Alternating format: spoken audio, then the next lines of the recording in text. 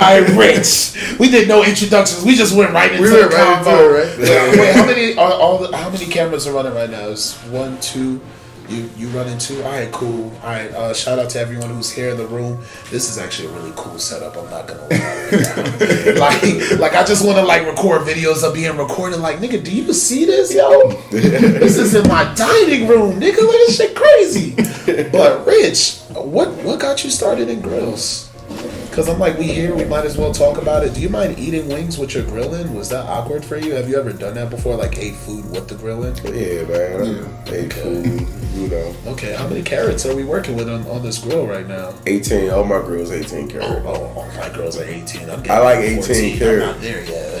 I mean, but yours is custom. I mean, it is, but I got a custom for a photo shoot, so that's gonna be crazy. That's so cloudy. But I mean, it's the brand. It's gonna go into the whole mental health of my day thing. I had to get a one-of-a-kind grill for a photo shoot. Is that one-of-a-kind? I've seen grills with hearts in it. Like, the word, though, is what's important. Yeah, man, but every grill is one-of-a-kind because God gave you one smile. God gave everybody one smile, and no two smiles are alike. So when I look at it, I don't even look at, crazy as, what I do design-wise. Sometimes it's really just, seeing somebody whose teeth is structured in a way I've never seen before. You know what I'm saying? Do you ever have to work around certain adaptations when it comes to teeth, or is it just all the time. This hole is it? All the time. My favorite story is this dude got shot in his face and was missing all of this. You know what I'm saying? Okay. So we did a 12-piece, remade those teeth out of wax, and was able to make him a grill where you wear his grill he looked like a regular dude, you know what I'm saying? So that's what's up. So the addition of the grill makes him look like a regular dude. Yeah, grills are like that though. You know what I'm saying? I look at grills like uniforms, you know what I'm saying? Because the world is so, you know how the world is, how you can have one thing wrong with you or one thing that we perceive as not being symmetrical about you, and people are harp on it yuck mouth, boom, boom, boom, boom, boom. Yeah. But if everybody in 10 carats, 14 carats, 18 carats, you know what I'm saying? Just less of that. Yeah. I think that's where grills started, you know what I mean? How we use grills. Grills been around for 6,500 years. But how we use grills, you could say, started New York City. People who couldn't afford to get new teeth. You know what I'm saying? Put it in you know how much veneers cost and all of that. It's cheaper to get a 22 karat cap, you know what I'm saying, put on top of it. Yeah. But for me, I started off actually making necklaces and pendants and stuff like that. Yeah. After I graduated from Bowie State University. Oh, shout out to Bowie State. What year you graduated? That was 2012. Okay. Graduated from Bowie State, and one of my boys, he brought this opportunity to me to open up a pawn shop. Open up the pawn shop, and just networking with people. Yeah. Getting to know the people that I'm interacting with, the people that I'm selling the gold that I'm buying from the streets with. And I'm meeting all of these different people from all of these different places, you know what I'm saying? Yeah. And they really teaching me. Every time I meet them, I'm getting a culture lesson, I'm getting a technical lesson, and I'm also getting lessons on economics, you know what I'm saying? Yeah. Just learning from them.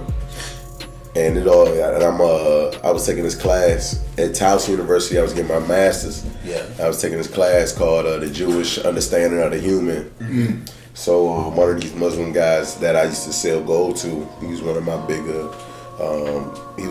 clients, you know what I'm saying? Yeah. He had some type of lesson at a mosque that reminded me of this book called The Kuzari by Judah Halevi, written in the 7th century. And it was cool because I read it because it reminded me of black people a little bit, you know what I'm saying? Because he was a Jewish minister, you know what I'm saying? But he was living in Spain. Spain was being ran by the Muslims at the time, and this is during a Christian crusade. You know what I'm saying? So I'm like, this dude is in the middle of a rock and a hard place right now, you know what I'm saying? And the Kuzari is about a king who's trying to convert religion. Yeah. And he got a representative from Christianity, a representative from Islam, and a representative from Judaism. Okay. And they all like telling him the different reasons why he should or shouldn't convert. Mm-hmm. So it was like live conceptual. So we talk and we talk for like 4 or 5 days, bro. Like from the day I open, from the time I open to the time I close. Yeah. And that led to like, you know what I'm saying? It kind of was like I gotta teach you everything. Like you so sleep, like you know too much. Yeah. Right. To be as dumb as you is. You know what I'm saying? Yeah. Like I love getting to know different foreign family structures, you know what I'm saying? Because it's people in America looking at America as totally different than how I looked at America. I always looked at America as like, America's against me, I gotta get it by any means. Yeah. And other people coming from situations where, you know, it's literally people in with machine guns, like that could come into their home and shoot anybody they want, and they are with the government. You know what I'm saying?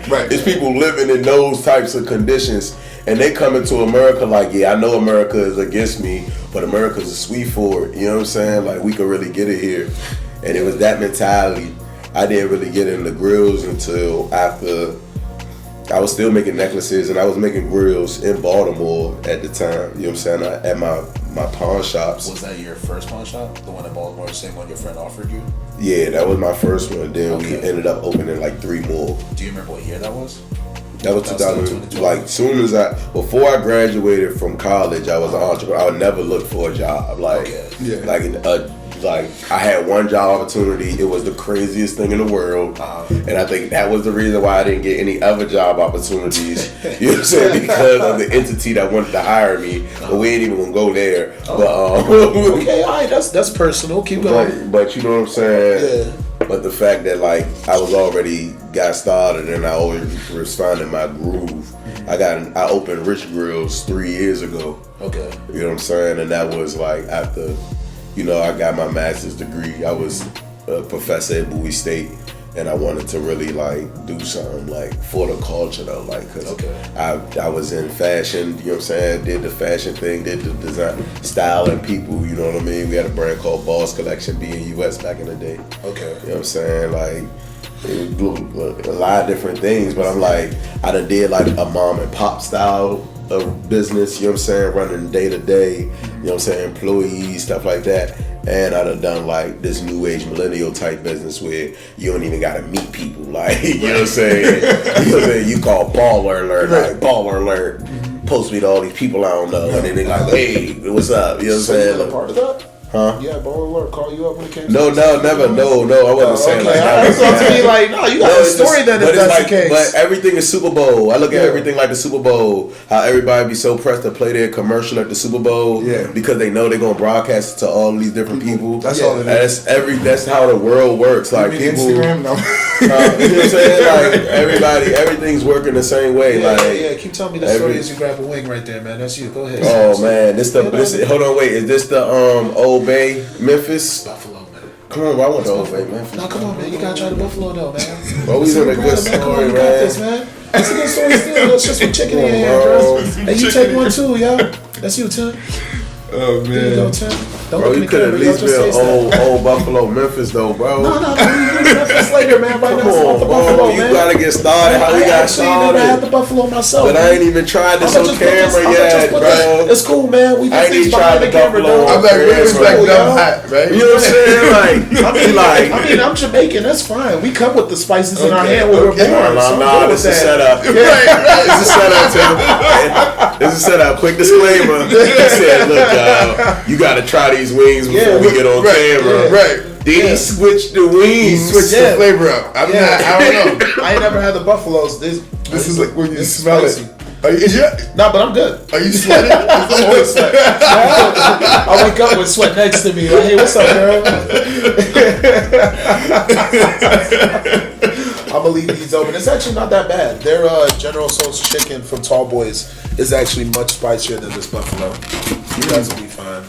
This from Tall Boys, by the way. That's a plug right there. Plug, Tall Boys. Nah, the Memphis Old Bay. Yeah, you like that, huh? You was in love. Love at first bite. You want a blue cheese or a ranch? I'll go with a ranch. You do, okay, I do blue cheese, but I got ranch just in case I don't want to call you a peon, you don't deserve that. Just in case another nigga wanted it. Hating on the ranch. Hey, man, the ranch ain't my vibe. But yeah, man, continue your story. Yo, got you some wet wipes. Oh, that's a blessing, man. Yeah, there you go, man. Yeah, we on camera. You guys get the wet wipe action. Hey, Tyrell, yo, you want a wing?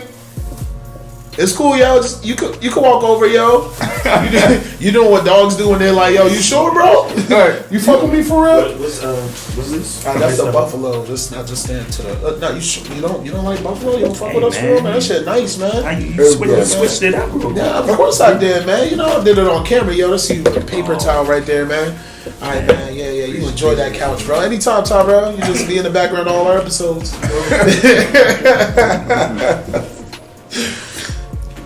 How you like that? That shit good? Shit is good. So for the first 3 episodes, what we did is we tried mambo sauce for like different parts of DC, because mambo sauce is like a staple of the community. Now this isn't a staple. This is just a new part of the community with tall boys. So I got my blue cheese on deck. Is it gonna look inappropriate if I got like some white shit on my face after I bite this wing? A little bit of cream. Now that you told that story about the horses, bro. Right. That's a little crazy. Alright, but go ahead with the story. Oh, but yeah, man. So shop Baltimore. yeah, we had the shop South Baltimore. And I started teaching at Bowie State University. That was fun. You know what I'm saying? Wanted to do something for the culture. Wanted to fuse everything that I had learned. You know what I mean? We do everything for a reason. Everything work out or don't work out for a reason. Absolutely. Yeah. But those experiences is something that you can always find value in. You know what I'm saying? Like I always look at my life like a rapper. You know what I'm saying? T.I. said it on some show where it was like, yo, you rich now. How can you still talk about like trapping and stuff like that? He said something to the effect of, you ever broke your leg? Once you break your leg, you can rap about breaking your leg for the rest of your life. You know what I'm saying? Yeah. And I be looking at my experiences like that. Once I did it, I could look back on those experiences and draw new value from them over and over and over. And that's what Rich Grillz is. You know what I'm saying? Rich Grillz is kind of like just a sum culmination or some total compilation of everything that I done in my life to this point. You know what I'm saying? So when you said open Rich Grillz, did you mean you got an address for Rich Grillz, or you got a website and this is my company? Everything same time to me. You know what I'm saying? Like we opened Rich Grillz like October, it was 2016, I believe 2000. You know what I'm saying? But Rich Grillz has been a thing for a long time though, you know what I'm saying? Like, but it's levels of inception that come before any manifestation. Yeah. I'm a big believer in that. But it's like people knew about Rich, and that's what was the good thing. So once we opened up, we already had like people who saw how hard a worker that I am. Like I work really hard for my clients, you know what I'm saying? Like I work really hard. Like I make sure everything is at the top quality. You know what I'm saying? Like, I make sure that there ain't no BS, even if something do come up, something do happen. Yeah. I'm right on it, you know what I'm saying? That's my mentality, that's my attitude. Yeah. So it's like, I be trying to get people that Chick-fil-A effect, you know what I mean? When they first open, you know what I'm saying? Not now, they trash now. Right? Someone just called Chick-fil-A trash on camera. Okay, keep going, bro. I mean, they wanted, they could get it, man. But it's they just like bourgeoisie McDonald's now, but and they sell beef in Atlanta. What? Wait, Chick-fil-A sells beef? In Atlanta. Only in Atlanta? In Atlanta, at the dwarf houses. Oh, wow, you're very specific right now. The dwarf house. Okay. Wait, Don't believe why it. Beef though? Huh? Why beef? Is Because beef that big over there in Atlanta, or? Bro, their mascot is a cow holding up, eat more chicken. Right. That's why I'm like, No, they don't sell beef nowhere else. It's all chicken, everything, everywhere else in the world but where you started. But alright, but that's another thing. That's weird. I didn't know that. I throw shots. I'm sorry. I didn't know that. That's interesting. I wonder why though. I mean, I understand in other countries when fast food places switch it up. Yeah. Which happens all the time. Yeah, like McDonald's over in Japan. It don't even gotta insane. be that. It don't even. You ever get a soda in a foreign country? Oh yeah, it's totally different. It's like totally like we just took out everything poisonous. Right, yeah. Wow, this tastes great. This is what the soda's supposed to taste Yo, like. why the hell does my Sprite taste like lemon lime? Real lemon lime. It tastes like lemon lime Like, in for other real. countries, bro. My favorite. Here it's just all citrus. They have a soda in Tokyo that's it's called a strong. Right? You'll appreciate this. Okay, alright. It comes in a couple different flavors. But the most rewarding quality is, like, you can get a grape strong, you get lemon lime strong, you got a cola strong. It's 9% alcohol and it tastes just like the soda. Really? And you can also walk down the streets of Tokyo drinking it. Publicly. Nobody cares. Man, that culture. The drinking culture is insane. Yeah, that. It's like, yeah. Wow, that's beautiful. I don't know how that would go down in America though. I don't think it would go down too well. Like, period. I see it going all wrong. So I like that. Yeah. I like that. And one day I too will You gotta go drink check it strong out. in For the sure. US and not Japan. Right. But you kept hitting on we every time you said Rich Grillz. Is there a team of you guys? Yeah, man, it's all we, and it's a team so deep. Like, you know what I'm saying? Like I said, Name some names. People that started with you that's still here. man, all my people still here. Like, it's too many of us. You know what I'm saying? Like, it's people on the day to day. It's people who really help me aesthetically. You know what I'm saying? When I first started, I was like, when I first started, you know what I'm saying? I met this dude named Lammy in Miami. Yeah. You know what I'm saying? And this was like before any of this. You know what I'm saying? Like, I just saw a dude, you know what I'm saying? We had a mutual friend, you know what I'm saying? I said, what's up, boom, boom. That was that, you know what I'm saying? So then I met him again out here. And I was like, yo, bro, like, you know what I'm saying? Come through the shop, let's chop it up, you know what I'm saying? Because he had bought a grill from me. So we came through the shop. So and you then, were selling grills in Miami, or you just out in Miami? bro, I'm never in a city I don't vacate. Like, you know what I'm saying? Like, I do what I do here other places. Like, you know what I'm saying? Like, that's been my whole life. You know what I'm saying? Like, a trunk full of shit. Run a car from Avis. You know what I'm saying? Like, that's always how I did things. You know what I'm saying? But yeah, so we link up here and I just tell him all the things I wanted to do. Aesthetically, like, bro, I want it to look like this, you know what I'm saying? That's why I think he a genius, you know what I'm saying? Because he, like, created it, like, you know what I'm saying? And it wasn't we had to go over it 3-4 times. Right. Like, it was like, you know what I'm saying? Like, if I close my eyes and describe something, and I'm real good with words, too, so I give myself some credit, too. But I'm just playing. But he really brought it together. And then, his girl, Mon Lin, she came in, too. You know what I'm saying? She really good with photography. She really taught me like the product side of things. Like, you need to capture each individual product. But I also got like my 2 assistants. Like, I couldn't be nothing without them, Zaire and Sharice. You know what I'm saying? Yeah. Like, they hold it down for me. And then I got a gang of people who help me as far as manufacturing my pieces and making things really one of a kind. You know what I'm saying? It's a lot of us, like, in need. And I ain't gonna lie, even the dudes, like, even people in my community, it was a lot of people who, like, gave me opportunities and really looked out, like, you know what I'm saying, on some real, like, just because I mess with your energy. Like, I'm a little, I got a lot of confidence. You know what I'm saying? I got a lot of confidence. You can't really do what I do without confidence. You know what I'm saying?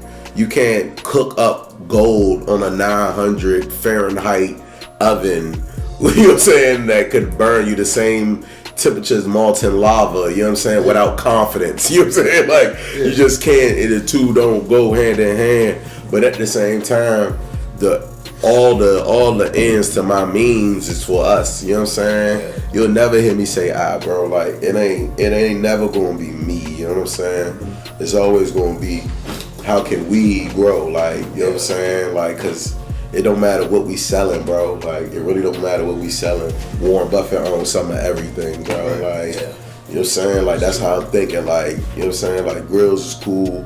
jewelry is great, like, and it's my skill set. You know what I'm saying? I love it. But like, business is business. Like, you know what I'm saying? Selling salt to snails. You know what I'm saying? Like, so any product, it's what you wrap around that product that make it what you want it to be. So you really do treasure these relationships that you've gotten along the way as you develop. Bro, everybody who ever got a girl from me, picture on my wall, bro. Yeah. You know what I'm saying? Like, I see my clients daily, bro. You know what I'm saying? It's 1,000 pictures on my wall. You know what I'm saying? I ran out of space. You know what I'm saying? People be getting mad at me because they're picturing on the wall, bro. But I'm like, bro, like, don't worry. Like, the next one gonna be a warehouse. Right, yeah. So I make sure everybody picture on the wall. We a community, bro. Like, I wear grills. You know what I'm saying? Like, that's the difference between me and when people go to other places. You know what I'm saying? They buying stuff from people who don't use the stuff that they making. Right. You know what I'm saying? Yeah. Like that dude not wearing that Cuban link outside of the jewelry store when your ass going there to buy it. You know what I'm saying? Like me, I don't wore it. I can tell you the difference between a 10 karat Cuban, a 14 karat Cuban, and an 18 karat Cuban because I done wore them all in Rose Bar. You know what I'm saying? Like, you know what I'm saying? At every level, you know what I'm saying? Like, that's my thing. Like, the experience part, we created these. We made these, even with you, bro, what you do, you know what I'm saying? Yeah. Like, the culture made this stuff popping. Right. Like, we wasn't doing this stuff like, we was doing this stuff because this was the only way. Like, if I go out, I'm only rocking this. Like, you know what I'm saying? Like, I'm only rocking this, but now I'm on to something new, and y'all tripping off of stuff that I thought was dope in 03, you know what I'm saying, bro? 2004, bro. I was telling somebody the other day, like, it was literally like last year, I got a notification from eBay, and they were like, you have to change your password. And I was like, why? And they were like, you're one of the last people to have a 4-digit password. That's how early I was on eBay. Reselling sneakers when I was in college. This is 2001. Wow. I would drive down to Richmond and go to this skate shop in Richmond called Dominion. They're no longer there. Shout out Dominion Skate Shop. Okay. I would go and buy 2 pair. I was on SB Dunks then. So I buy 2 pair SB Dunks for them and sell one to this kid in London that was like a internet friend. Yeah. And just double the price, and that would pay for my shoes, and that's how it started. And this is like fresh off of Y2K. Yeah. I wish you one of the only job I've ever had. Well, I had 2 jobs. I worked at Up Against the Wall in high school, and I worked at Foot Locker in high school. Foot Action, to be specific, under the Foot Locker brand, bro.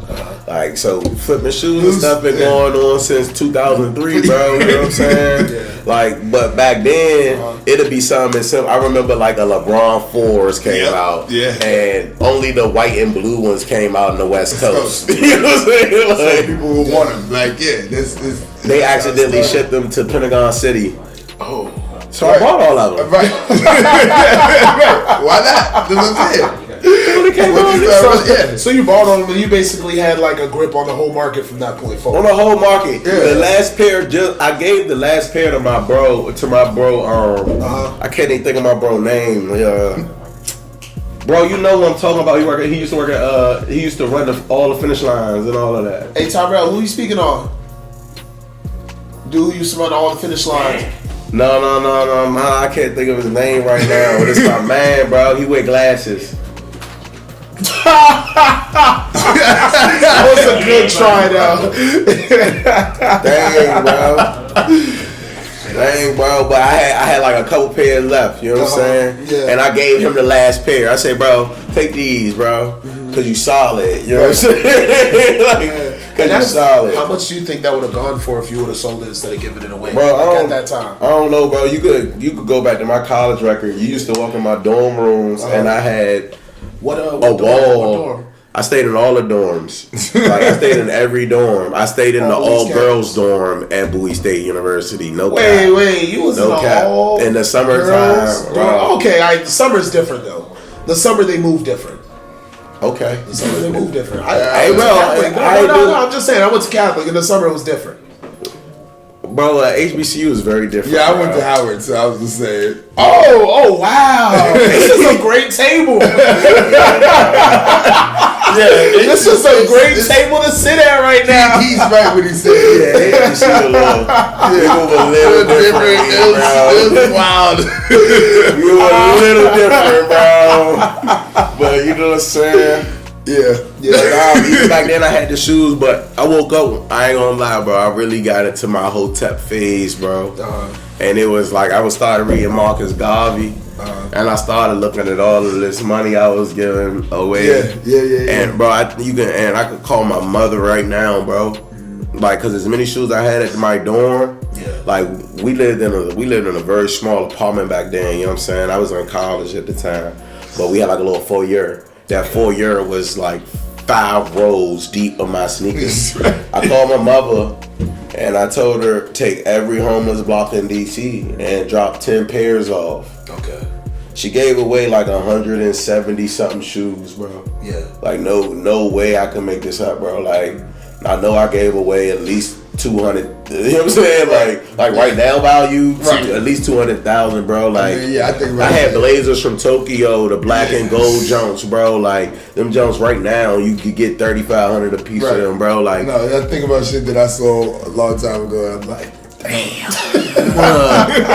How stupid was I? Right, what was I thinking? Were you stupid, or did you just believe in giving back? Because it just sounds like you're an advocate for like making sure your community around you is okay, even if you don't know them. One thing I learned though, like the vantage point from which you give back matters. You know what I'm saying? Like it's a difference between giving back and giving away. You know what I'm saying? Like a lot of times we give away and we think that's giving back. Well, really we taking away from ourselves. You know what I'm saying? And we can really exhaust ourselves mentally, emotionally, physically, financially, like that way. You know what I'm saying? Don't give me the fish, teach me how to fish. Teach me how to fish. You know what I'm saying? Like, you know what I'm saying? Like for real, bro. I used to really try to think I was going to change all my neighborhoods, bro. Like, you know what I'm saying? When you born in our area, you move a lot. So there's a lot of neighborhoods. You get what I'm saying? Yeah. But really, it's easier for me now to think of different ways to construct programs, to construct, you know what I mean, initiatives for my community,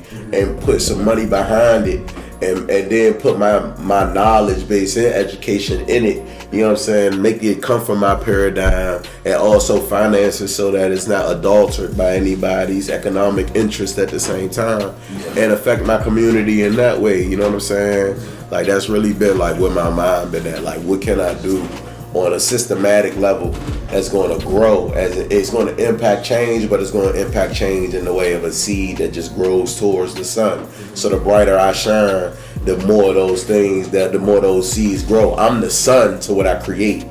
Though, you know what I'm saying? I'm the life force, I'm the energy, I'm the car. You know what I'm saying? Like they get that from me, the things I create. I'm God to what I create, you know what I'm saying? But as long as I'm acting divine, those things can prosper. But the moment I start acting like a mortal man, you know what I'm saying? Then they gonna die like mortal men do. Yeah. Oh, that's real. That's real. Yeah. You got intense. That was great. That was beautiful. My bad, bro. No. You don't got to apologize. Started, that's bro. who you are, man. No, that's real. That's real. That's very real. That's I get started, bro. Yeah, you ever feel like that? Thinking back, like, you know, where you came from and like where you are now. Absolutely. How much like you've gone through. Yeah, no, for sure. Like, I mean, growing up. You gotta say where you grew up. I grew up in Richmond, actually. Richmond, Virginia.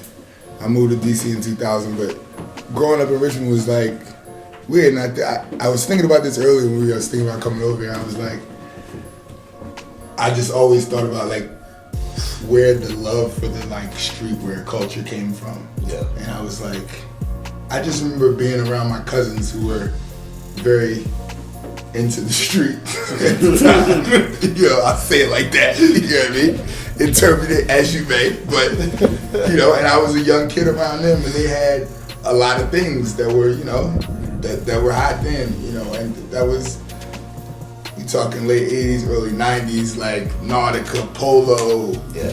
You know, my cousin had the Nautica MPV joint, like, you know, Eddie Bauer, Ford Explorer. They had all these cars, jewelry. That's a fact. Right, so like, and I, you know, it was Warner Brothers jean jacket, all of that,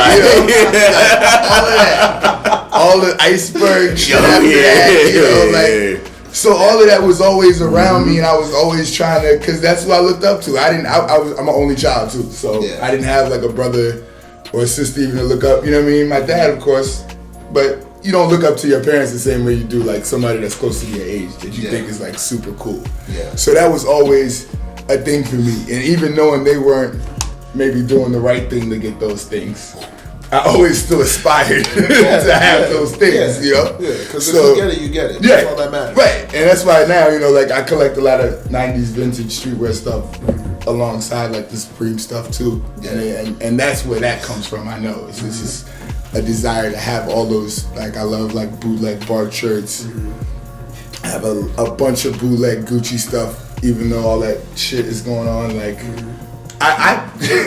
so this is a funny topic, and I'm not trying to segue your topic. No, we here. We get on Gucci. Okay, so we here. I definitely, the leg is crossed right now. Like, I do not approve of it at all. I definitely, don't get me wrong. But I had this debate with somebody the other day because I was like, I still want to wear my bootleg Gucci from the 90s. Yeah. But I just know that people will perceive it as, because I perceive it as it's more of a fuck you for me to wear that. Yeah. Because that's what, you know, we were stealing this shit from them back then. Yeah. The original Dapper Dan shit. I'm not going to wear it, but. Can I just make one point now? Can I just make one point? No, what's up? People protect, right, love, and support a lot more racist shit than Gucci. Facts. Yeah. No, hands down. That's not even on a daily basis. Every day. To the point where we can't even say what those things are. No. Because you will start an international debate about how much people love those racist things. Yeah. Yeah. I mean, right now we're a part of the outrage culture.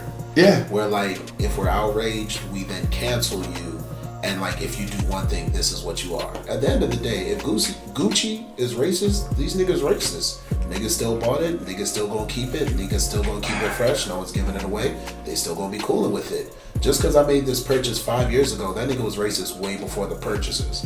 So just cause I wear it doesn't mean that I support it, it means I like this product. Exactly. Now it has Gucci on it, so if a nigga approaches me about it, then it's just like, does that make me racist? And at what point are we going to start holding accountable black businesses that do nothing for their community? Nothing. And that's not all across. It's only specifically the ones that don't do anything for the community. I'm just talking about the ones that don't give a shit about the well-being of our community. I agree. And specifically the businesses that intentionally promote poisonous messages about our community as well. That we like I'm gonna chill. Yeah. No, you here. Nah, bro, because it just frustrates me. You know what I'm saying? Like, well, what frustrates you exactly? We'll go to a concert that's fuck bitches, get money, seen a nigga outside the club, killed them. It was funny. Yeah. Right. You throw a monkey on a shirt. Don't ever wear that. Right. Yeah. Don't ever wear that. You can endorse things on one level. Absolutely. And we just pick and choose, bro. And it really, I mean, I don't want to get, it's not about that. This is not about that. And I really can't even get into this because people going to yell at me for speaking my mind. Why you can't speak your mind while you got your logo on your chest. That's a fact. You know what I'm saying? You really can't speak your mind while you got your logo on your chest. I was going to say something that. Did you touch this? This is real material. I need to get one of those. What's that made out of? It's embroidery, but it's 3 different types of embroidery. Yeah, that's Chanel metallic. Yeah, what size is that? Come on, bro. This is DC, bro. Yo, the stretch on that, let me know. That's your size. You right, man. Speaking on you, what you were gonna say about businesses and not helping the community, and I know also what you said about people gonna be mad about what I'm about to say. One of my biggest things about that is the black church. A lot of people. Bro, I swear to God, I can't talk about that. But I just don't. I don't understand why. On camera. Oh, I'm gonna talk about it on camera. I'm not a very religious person, so I mean, I just don't appreciate the community that you know you go in there and you're giving 10% of your earnings or whatever you feel is right every Sunday. Yeah. And the preacher's got a Bentley and a plane and $1 million house, and this family that's coming every Sunday giving their 10% is struggling.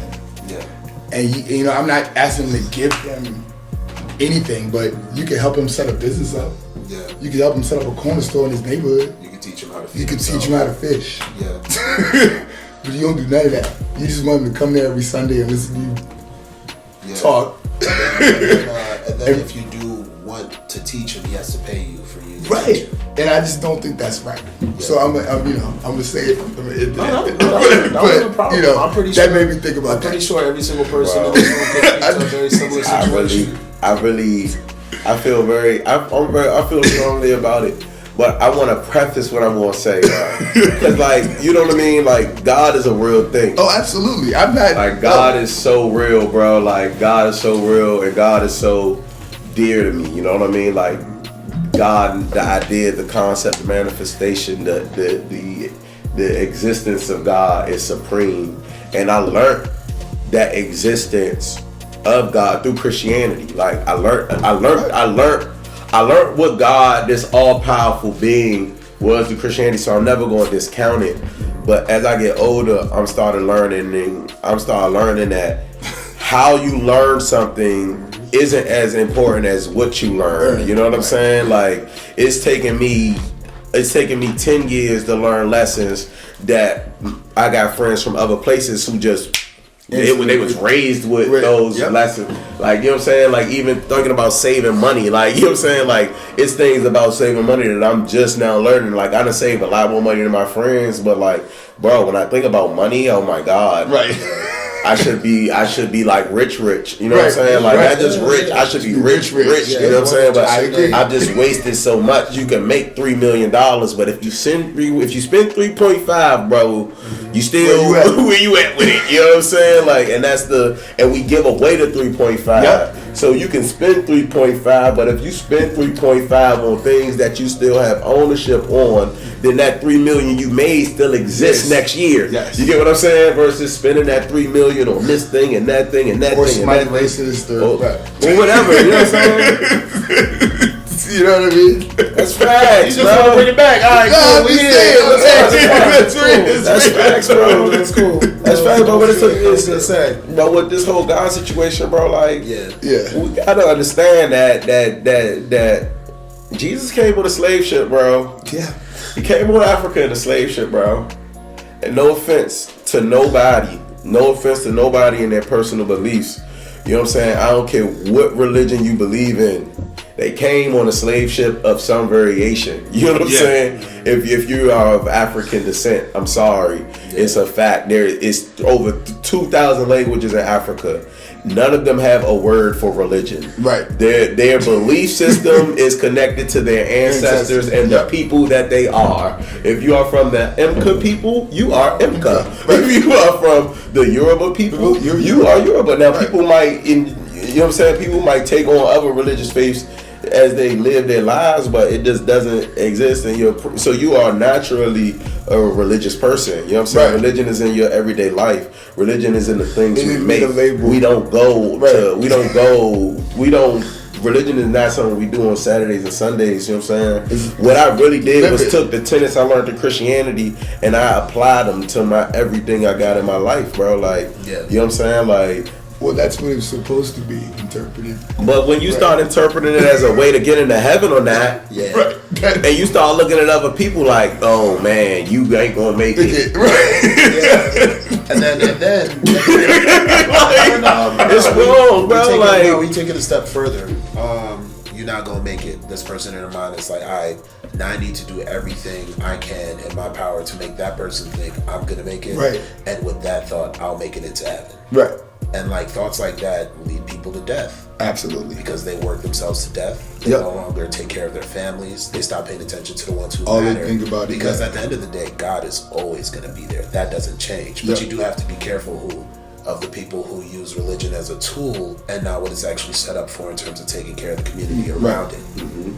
And like a lot of people fall for that trick. But the reason why I like Christianity the most is I really like it though. Like I like it. Like But because it remind me, like, if you look at the story of Jesus, bro, like, he's in a terrible world, bro. Like, he is moving in a world that is terrible, bro. He goes to the holy place and starts flipping tables, bro. Like, this isn't holy. Right. Like, this isn't how you know what I'm saying? So you looking at it, you see a person who's showing you that the type of world that we live in and the type of veracity that you need to have, that you need to carry your beliefs with you in everything that you do. Like, you have to, you have to take your God to the marketplace.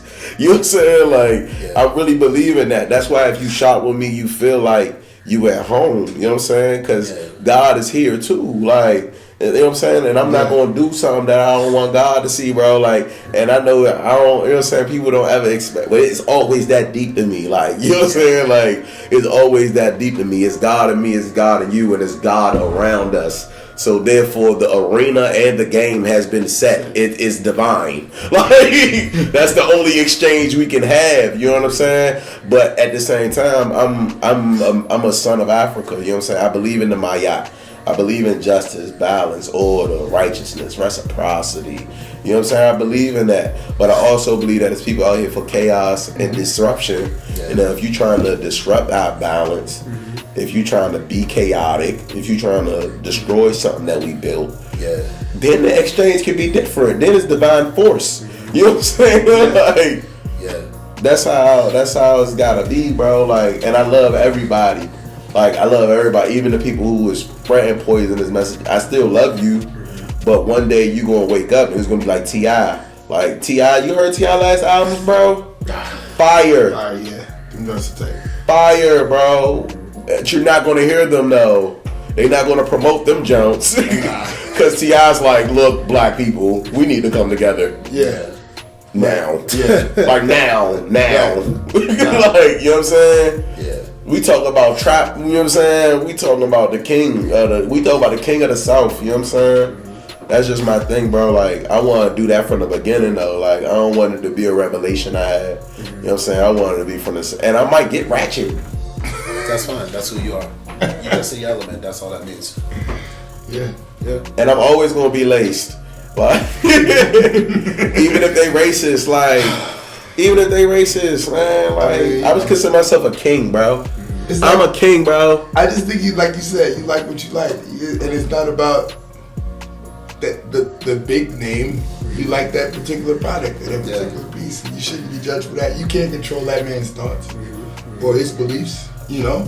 And I don't care what I tied it back in. This went right back to Gucci. Everybody caught that. Him in his chest. I'm with that. I'm with that, though, bro. That was like me watching a 2-year-old tie their shoelaces for the first time. I was like, damn, he did a good job.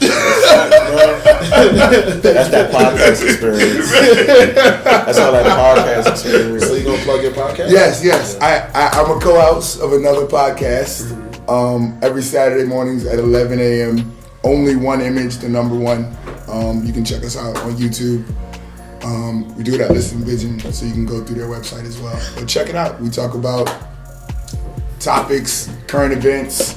You know, it's basically where culture meets lifestyle. So, you know, my other two co-hosts are a stylist, a makeup artist, and a fashion designer. So, and you guys drink the finest of alcohol on the show. We do. I make amazing cocktails every Saturday morning. Find you where?